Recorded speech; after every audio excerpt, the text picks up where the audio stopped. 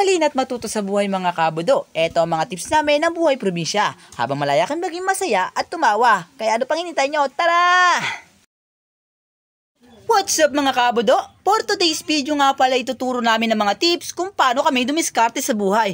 At oo mga kabudo, tama kayo na narinig kasi marami nagtatanong kung paano daw namin natutustusan ang mga pagkain namin sa pang-araw-araw. Bagamat marami kami, ito ang mga ginagawa namin. At dahil nakatanggap ng invitation ng ating mga kabudo mula sa ating supportive followers dahil buhos daw ng kanyang anak, ang poproblemahin lang natin ay ang ating uulamin sa hapunan. Kaya naman papasyal tayo sa bukid para makukuha ng pang-ulam.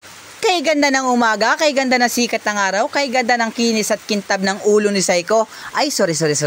Balik tayo mga kabudo, masyado na tayo nauwili. Ito ang mga isa sa mga tips na kailangan taglayin ng iyong sarili. Ang isa sa mga tips ay diskarte. Hindi lang ito nagagamit sa buhay, kundi nagagamit din sa paghahanap ng gulay. At kailangan mga kabudo, gusto mo yung ginagawa mo hanggat wala ka pa dinatapakan na tao. Ang mahalaga, ikaw ay masaya. Kinanta na. Siyempre, kailangan din mga kabudo ng sipag at tiyaga. Maghanap-hanap ka lamang at may makikita ka. At sa ilang minutong paglalakad at paglalakbay namin mga kabudo ay minadiscover kaming isang magandang ilog. Oo guys, napakaganda ng ilog dito, napakalinaw pa. Gusto pa nila maligo mga kabudo pero sabi ko maghanap muna tayo ng mga gulay. At sakto mga kabudo, pag-ahon namin sa kabilang ilog ay bumungad agad sa amin ang isang puno ng papaya at napakadami nitong bunga. Kaya naman tuwan-tuwa kami. Kaso lang mga kabudo, wala pa yung mayari kaya naman kailangan namin pagganahin ng 1099% of germs of EQ dry namin. No daw? Oo mga kabudo, at dahil wala pa yung mayari, sa puno muna kami magsasabi at sumagot naman yung puno, okay lang daw basta 5 piraso lang. Sa pag-iikot namin mga kabudo ay minamataan na naman kaming puno ng kawayan. Yes mga kabudo, napakasarap talaga ng labong. Lalo na nung nakaraang video namin na ginatan, kaya naman nasabi ko para mas masarap ito kapag lalaw ka ng papaya. At pako, yes mga kabudo, napakasarap na combination ng tatlong yon. Kaya naman si Abudong Noel ay agad-agad tinalupa ng ating nakuwang labong. At kahit napakadaming tinik ng kawayan, sige! At ito na nga mga kabudo, ang nakuha nating mga gulay, meron tayo ditong labong, papaya at pako, napakasarap combination. Goods na goods ito mga kabudo, sagot na ang aming hapunan, kaya naman nagpasya na kaming umuwi. At dahil sa sipag at syaga, nakakuha kami ng ganito karaming gulay, napakasarap ito mga kabudo. Dito nga mga kabudo, sinabi ko magpahinga na tayo at may pupuntahan pa kami mahalagang misyon.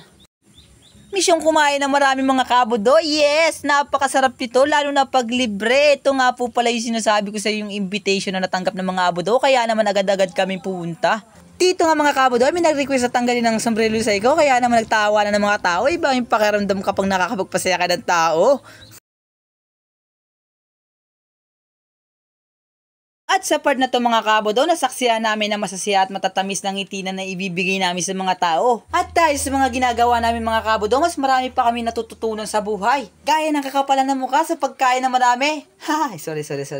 Dahil tinapos mong video na to mga kabudo, kailangan mo itong malaman lalo na sa probinsya ka. Kailangan mo maging masipag, matyaga, hindi lang sa pagkain at hindi lang sa paghanap ng gulay. Kundi, kailangan mo to sa buhay. Diskarte ang kailangan para malusutan ang problema sa pang-araw-araw.